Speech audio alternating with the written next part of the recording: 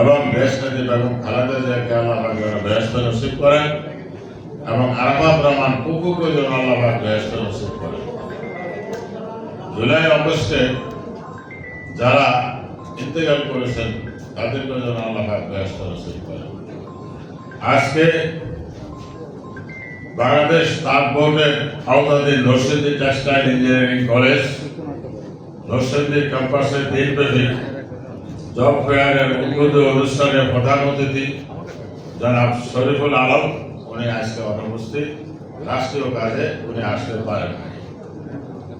বিশেষ অতিথি যাকে আপনারা সবাই চিনেন, সারা বাংলাদেশের আনাচে কানাচে গ্রামে গঞ্জে পাড়া মহল্লা যাকে চিনেন, তিনি এই এলাকারই সন্তান।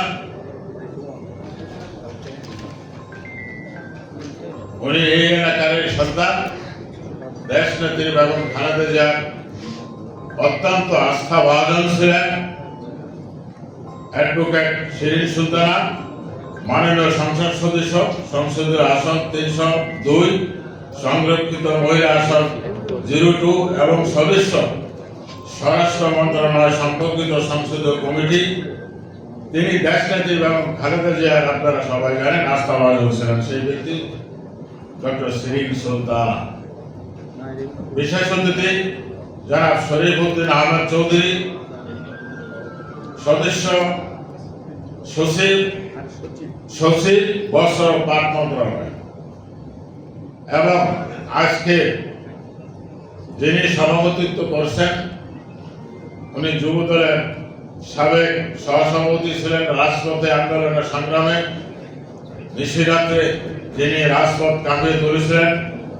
আজকে তাঁত বোর্ডের চেয়ারম্যান জনাব জাকির হোসেন সিদ্দিকী, চেয়ারম্যান বাংলাদেশ তাঁত বোর্ড।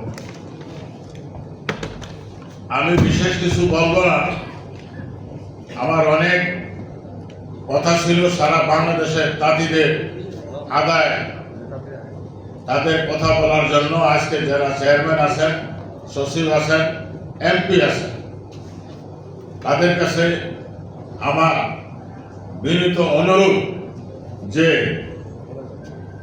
আমরা গত 17টি বছর তাঁত বোর্ডের বাহিরে ছিলাম। কথাটা কি সত্য না মিথ্যা? এখানে আওয়ামী লীগ এবং লোকজন ক্ষমতা দখল করে রাজত্ব চালিয়েছে, এই কথাটা সত্য না মিথ্যা? তাই এদেরকে এখান থেকে পরিহার করে প্রকৃত তাঁতি দলের যোগ্য নেতাদের দিয়ে তাঁতি সমিতি করা হোক। এর সাথে কি আপনারা একমত? অন্যথায় মাননীয় প্রধানমন্ত্রী সবার আগে বাংলাদেশ গড়ার যে প্রত্যয় ব্যক্ত করেছেন তা সম্পূর্ণ হবে না। বেনারসি পল্লী অতি দ্রুত আওয়ামী মুক্ত করে প্রকৃত তাঁতি দলের যোগ্য নেতৃত্বের অন্তর্ভুক্ত করার জোর দাবি জানাচ্ছি। আপনারা কি একমত আছেন? উপস্থিত নেতৃবৃন্দ, প্রতিটি ক্ষেত্রে তাঁতি দলের নেতৃবৃন্দকে তাঁতি সমিতিতে অন্তর্ভুক্ত করার জন্য জোর দাবি জানাচ্ছি। আপনারা একমত আছেন? তা না হলে তাঁতি দলের নেতা কর্মীরা রাজপথে আন্দোলনে সোচ্চার হবে। তাঁতিরাও চায় শান্তিপূর্ণভাবে দেশ গড়ার কাজে লিপ্ত থাকতে। আর আরেকটি দাবি, সেটা হলো জিয়া রহমানের আমলে এই প্রতিষ্ঠানটি অনুমোদন হয়েছিল। বিভিন্ন সময়ে বিভিন্ন কারণে সেটা অগ্রগতি হয় নাই। আমরা দেশনেত্রী বেগম খালেদা জিয়ার আমলে এই শিরিন সুলতানার মাধ্যমে আমরা এখানে নগদ টাকা দিয়েছি, চাল দিয়েছি, অনেক কিছু করেছি। তারপরে তাঁতিদের জন্য 100 টাকা 7.5% মকুব করা হয়েছিল বিদ্যুৎ বিল। হয়েছিল কিনা বলেন? 25% সাবসিডি দেওয়া হয়েছিল কিনা বলেন? আওয়ামী লীগের আমলে বাণিজ্য মন্ত্রী আজকে মারা গেছে, তোহালা মন্ত্রীগুলো এসে উঠে দিয়েছে। এটা কি আপনারা আবার চান? উপস্থিত নেতৃবৃন্দ।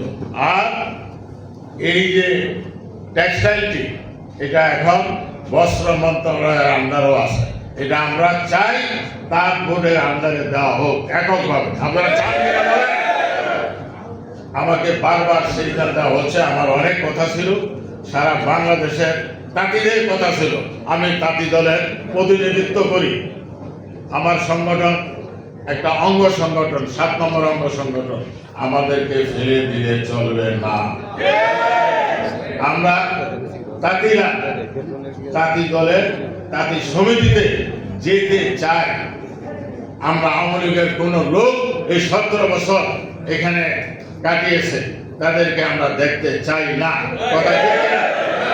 উপস্থিত নেতৃবৃন্দ, আমার বক্তব্য দীর্ঘায়িত করব না।